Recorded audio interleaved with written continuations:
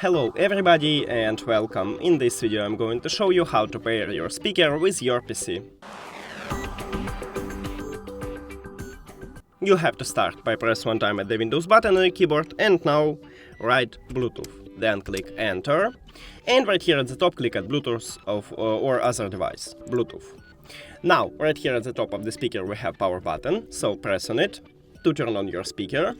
And we can see this LED light, so after that just press at the Bluetooth icon to enter pairing mode.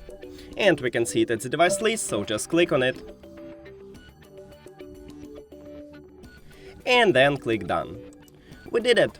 Thank you for watching this video. If you found it helpful, please consider subscribing to the channel and leave the like on the video, it's really important to us. See you later!